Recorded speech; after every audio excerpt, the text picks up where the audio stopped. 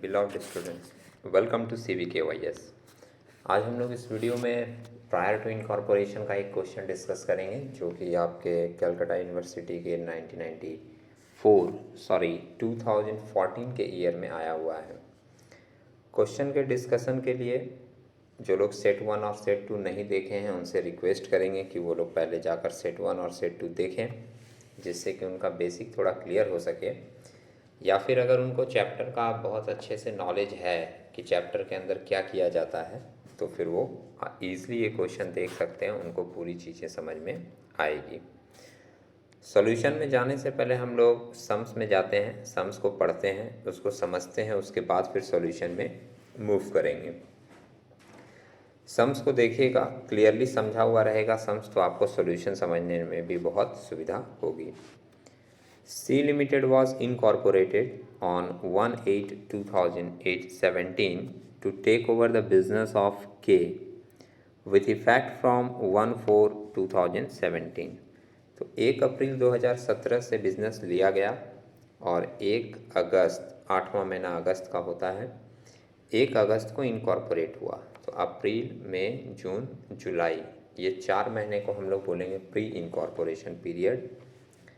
आगे बोला था certificate of commencement was however receive on 1/10/2017। Certificate of commencement of business, इसके बारे में मैंने सेट 1 में बताया था आपको कि कंपनी के लिए 2 तरह का डॉक्यूमेंट इशू होता है। Certificate of commencement of business public company के लिए इशू होता है। ये सर्टिफिकेट मिलने के बाद कोई भी कंपनी अपना बिजनेस शुरू कर सकती है। एंड सर्टिफिकेट ऑफ इनकॉर्पोरेशन जो डॉक्यूमेंट मिलता है, वो डॉक्यूमेंट मिलने के बाद आप अपने बिजनेस को कंपनी का नाम दे सकते हो। तो हमारे लिए certificate of commencement of business इस चैप्टर के लिए बहुत ज़्यादा रेलिवेंट नहीं होगा। हम लोग इसके ऊपर फोकस तभी करेंगे जब इससे रिलेटेड कोई एडजस्टमेंट सम्स में दिया रहेगा। अदरवाइज चैप्टर हमारा यही बोलता है कि प्री इनकॉर्पोरेशन पीरियड और पोस्ट इनकॉर्पोरेशन पीरियड के प्रॉफिट को अलग अलग करके आप निकालो, और लास्ट में जो प्री इनकॉर्पोरेशन वाला प्रॉफिट होगा वो कैपिटल रिजर्व के नाम से दिखाओ, और पोस्ट इनकॉर्पोरेशन वाला प्रॉफिट आप प्रॉफिट एंड लॉस के नाम से दिखाओ। तो कमेंसमेंट वाला वर्ड हम लोग यूज़ करेंगे अगर कोई एडजस्टमेंट रहेगा, अदरवाइज ये डेट हमारे लिए बहुत ज़्यादा महत्वपूर्ण नहीं होगी।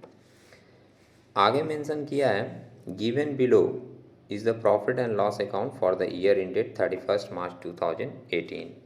तो टाइम रेशियो यहाँ आपको मिल जाएगा। अगस्त तक का 4 महीना आपका है प्री इनकॉर्पोरेशन पीरियड, और अगस्त से लेकर मार्च तक का जो टाइम होगा, अगस्त, सितंबर, अक्टूबर, नवंबर, दिसंबर, जनवरी, फरवरी, मार्च, 8 महीने का टाइम होगा आपका पोस्ट इनकॉर्पोरेशन प्रॉफिट, जिसको हम लोग 4:8 मतलब 1:2 का टाइम रेशियो भी बोल सकते हैं। आगे देखते हैं सम्स में और क्या दिया है। कुछ इन्फॉर्मेशन दिए हैं, कुछ खर्चे दिए हैं, आप देखिएगा। एक तो ग्रॉस प्रॉफिट क्रेडिट साइड में है और एक शेयर ट्रांसफ़र फीस है।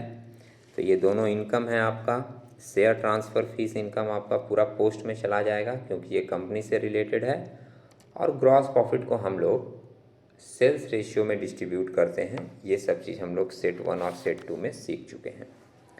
सम्स को पढ़ते समय मैं एक बार और आपको बताता चलूँगा कि कौन सा आइटम किस रेशियो में बटेगा। जैसे आप लोग पढ़े हो, सेट 1 में भी देखे हो कि फिक्स एक्सपेंसेस को हम लोग टाइम रेशियो में लेते हैं, वेरिएबल एक्सपेंसेस को हम लोग सेल्स रेशियो में लेते हैं, कुछ एक्सपेंस स्पेशली प्री में जाता है और कुछ एक्सपेंस स्पेशली पोस्ट में जाता है। तो ऑफिस सैलरी आपका फिक्स एक्सपेंस है जो टाइम में जाएगा। ऑफिस रेंट भी आपका टाइम में जाएगा, अगर सम्स में आगे कुछ नहीं बोला है तो। ऑडिटर चार्जेज आपका जाएगा पोस्ट में, डायरेक्टर चार्जेस भी जाएगा पोस्ट में, एडमिनिस्ट्रेशन जाएगा टाइम रेशियो में, कमीशन ऑन सेल्स हम लोग सेल्स में बांटेंगे, प्रिलिमिनरी एक्सपेंस हम लोग पोस्ट में दिखाते हैं, डिवेंचर इंटरेस्ट पोस्ट में, इंटरेस्ट ऑन कैपिटल आपका प्री में चला जाएगा क्योंकि ये कंपनी से रिलेटेड खर्च नहीं होता, और डेप्रिसिएशन आपका बटेगा टाइम रेशियो में। फिर जो नेट प्रॉफिट है वो 2 पार्ट में आ जाएगी, प्री और पोस्ट की। एडिशनल इंफॉर्मेशन मेंशन किया है sales for the year arose evenly up to the date of certificate of commencement. Thereafter recorded an increase of 2/3. Rate of GP was a uniform. तो rate of GP uniform है, इसलिए वो sales ratio में बटेगा। Uniform का मतलब होता है sales के हिसाब से ही वो चलता चला जा रहा है। सेल्स के बारे में बोला है कि सर्टिफिकेट ऑफ कमेंसमेंट तक जितना सेल्स होता था, सर्टिफिकेट ऑफ कमेंसमेंट का डेट दिया था हमारा 1 अक्टूबर का, तो लिखा है कि 1 अक्टूबर तक आपका जितना भी सेल्स होता था उसके बाद आपके सेल्स में 2/3 की इंक्रीजमेंट हो गई है। तो हम लोगों को एक एजम्पशन मान के सेल्स का रेशियो निकालना पड़ेगा, और ये एजम्पशन आप x भी मान सकते हो, 100 भी मान सकते हो, जैसी सुविधा हो वैसा एजम्पशन आप ले सकते हो, तभी आपका सेल्स रेशियो निकलेगा। ध्यान में रखने की बात होगी कि अगर मान लीजिए आप x मान लेते हो कि हमारा कमेंसमेंट के पहले का सेल्स x है, तो कमेंसमेंट के बाद का सेल्स आपका होगा x प्लस 2/3। अब ये फ्रैक्शनल चीज़ें दे दिया है तो x मान के सम्स करने में थोड़ी प्रॉब्लम होगी, तो हम लोग उसको किसी फिगर में अगर मान लें तो सम्स का कैलकुलेशन थोड़ा इजी होगा और सेल्स रेशियो निकालना भी इजी फील होगा आपको। देखते हैं आगे क्या किया है। इसके बाद मेंशन किया है office rent was paid 8,400 per annum up to 30/9/2017। 30 सितंबर तक का जो आपका ऑफिस रेंट था वो 8,400 पर एनम था, और लिखा है and there after 10,800 per annum, और उसके बाद 10,800 के हिसाब से रेंट आपका लग रहा है। तो हमने कहा था यहाँ सम्स में अभी कि रेंट के बारे में अगर कोई इन्फॉर्मेशन नहीं रहेगी तो हम लोग उसको टाइम रेशियो में बांटेंगे, मगर अगर किसी भी आइटम से रिलेटेड एडिशनल इन्फॉर्मेशन है तब फिर आप उसको उस रेशियो में बांटोगे जो रेशियो सम्स में मेंशन किया हुआ रहेगा, या जो भी इन्फॉर्मेशन सम्स में दी रहेगी। तो हम लोग रेंट का एक रेशियो इससे निकालेंगे, और निकालने का तरीका क्या होगा एक बार आप लोग सुन लें। 8,400 पर एनम था सितंबर तक, मतलब अप्रैल से सितंबर 6 महीना होता है। तो आप ऐसे करके निकाल सकते हो कि 8,400 इंटू हमारा प्री इनकॉर्पोरेशन पीरियड था 4 महीने का, तो हम लोग इंटू 4 डिवाइडेड बाई 12 करके निकाल सकते हैं, 4 महीने का हमको मिल जाएगा। और जो ये 4 महीने की रेंट आपको मिलेगी, तो जब 4 महीने का रेंट आपको मिल गया मतलब प्री का मिल गया, तो उसके बाद ये जो ऑफिस रेंट दिया है 9,600, इसमें से हम लोग ये प्री वाला रेंट जो भी मिलेगा वो लेस कर देंगे। तो लेस करने के बाद जो बचा हुआ रहेगा, बट ऑब्वियस है कि वो रेंट आपका फिर किसका हो जाएगा, पोस्ट इनकॉर्पोरेशन पीरियड का। ठीक है, तो इस तरीके से आप रेंट की डिस्ट्रीब्यूशन कर लोगे।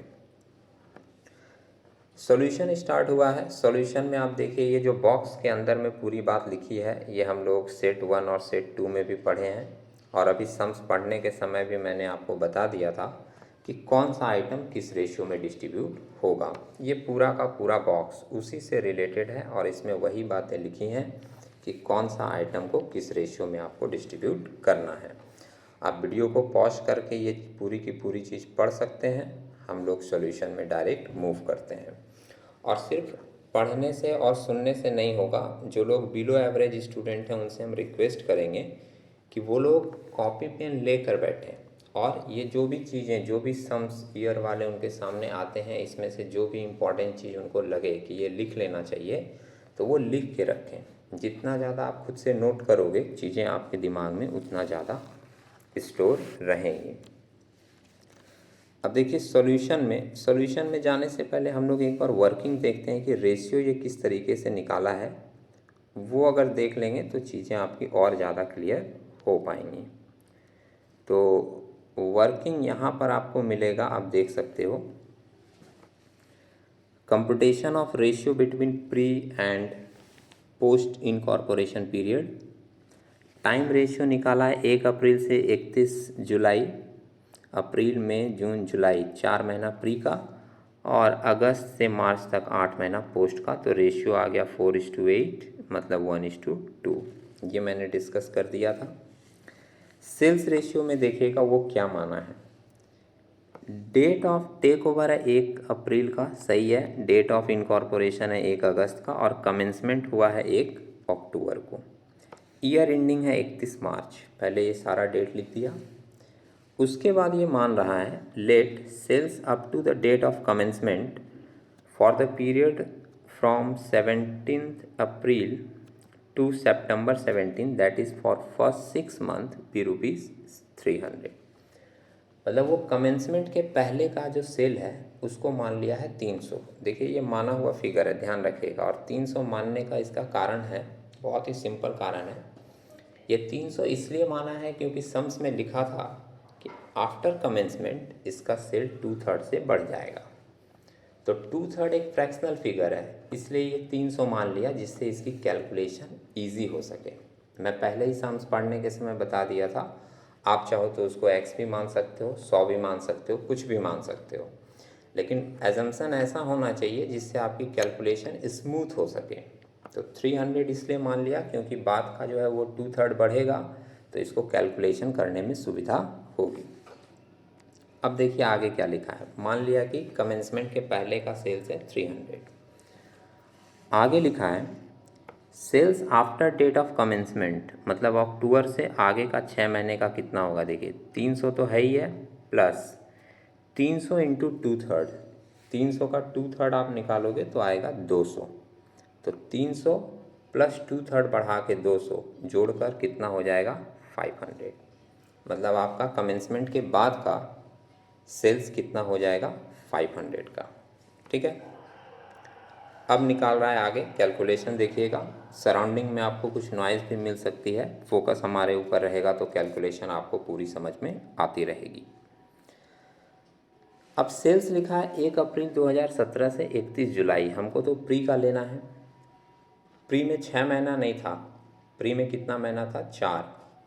तो जब 6 महीने का सेल्स हमने 300 माना है तो उसमें से 4 महीने का ये निकाल लिया 300 इंटू 4/6 करके, तो आ गया कितना 200 का।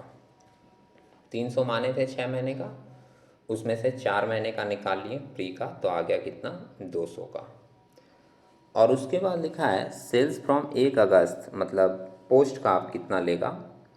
तो 300 में जब 4 महीने का ले लिए 200, तो अब बचा कितना 2 महीने का। तो 2 महीने का वो लिया 300 इंटू 2/6, ये आप कैलकुलेट करोगे तो आपका आएगा 100 2 महीने का। तो 100 ये लिया और प्लस कमेंसमेंट के बाद, मतलब अक्टूबर के बाद का हम लोग माने थे कितना 500, यहाँ पर निकाले थे कि 500 होगा कमेंसमेंट के बाद का। तो 2 महीने का ये ले लिया यहाँ पर 300 इंटू 2/6 करके आएगा 100, और प्लस अक्टूबर से सेल्स है कितने का 500 का। तो 100 प्लस 500 जोड़कर आपका टोटल सेल्स हो जाएगा 600 रुपया। कब का, पोस्ट इनकॉर्पोरेशन पीरियड का। तो प्री वाला सेल्स निकाल लिया 200 और पोस्ट वाला निकाल लिया 600। अब अगर इसका रेशियो निकालें तो sales for pre and post का रेशियो निकल गया 200:600, मतलब 1:3। तो 1:3 का सेल्स रेशियो हम लोग यूज़ करेंगे जहाँ पर भी सेल्स रेशियो यूज़ करना होगा। ठीक है, अब एक रेंट की कैलकुलेशन दी थी। रेंट को जनरली हम लोग टाइम रेशियो में बांटते हैं, लेकिन रेंट के ऊपर भी एक कैलकुलेशन था, तो देख लेते हैं कि वो कैलकुलेशन किस तरीके से दिया है। Rent for pre incorporation period देखिए 8400 पहले लगता था, हम लोगों का बोला था सम्स में, तो उसमें से 4 महीने का निकाल लिया 4/12 करके, कितना आ गया 2800। अब पूरे सम्स में रेंट दिया हुआ था 9600, तो देखिए पोस्ट इनकॉर्पोरेशन का वो निकाल लिया टोटल रेंट 9600, और उसमें से प्री वाला 2800 माइनस कर दिया, तो बचा कितना 6800।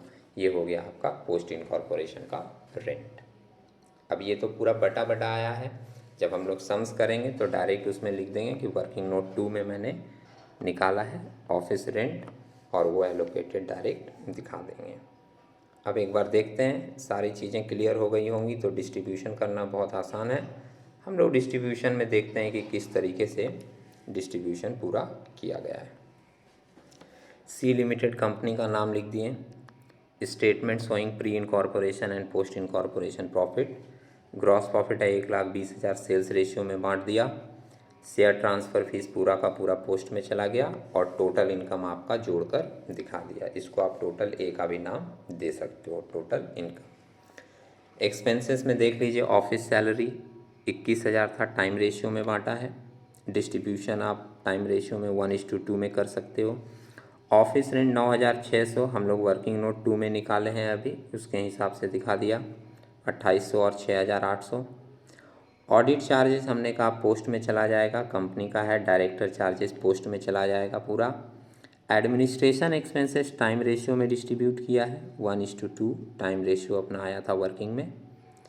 कमीशन ऑन सेल ये आप सेल्स रेशियो में बांट दोगे, और प्रिलिमिनरी एक्सपेंसेस आप पूरा का पूरा पोस्ट में दिखा दोगे। ठीक है। इसके अलावा और कुछ खर्चे थे। डिवेंचर इंटरेस्ट हम लोग पोस्ट में दिखा देते हैं, पूरा का पूरा 1,600 दिखा दिए। इंटरेस्ट ऑन कैपिटल पूरा प्री में चला जाएगा, 1,800। और डेप्रिसिएशन को टाइम रेशियो में बांट दिया है, 1:2, 700 और 1,400। इसके बाद टोटल बी कर दिए एक्सपेंसेस का। अब ए आपका इनकम था, बी आपका एक्सपेंस है। ए में से बी माइनस किए तो टोटल 60,600 सम्स में भी दिया था। और प्री का जो माइनस करेंगे इनकम में से एक्सपेंस, ए में से बी, तो वो चला जाता है कैपिटल रिजर्व में। और पोस्ट का इनकम से एक्सपेंस, ए में से बी जब आप माइनस करोगे तो 49,900 ये चला जाता है statement of profit and loss के नाम से। ठीक है। तो उम्मीद है आपको ये एडजस्टमेंट और ये कैलकुलेशन, ये सम्स जो कि आपके 2014 में आया था, ये समझ आया होगा। हम लोग एक नेक्स्ट वीडियो में एक नए क्वेश्चन के साथ मिलेंगे, तब तक के लिए टेक केयर।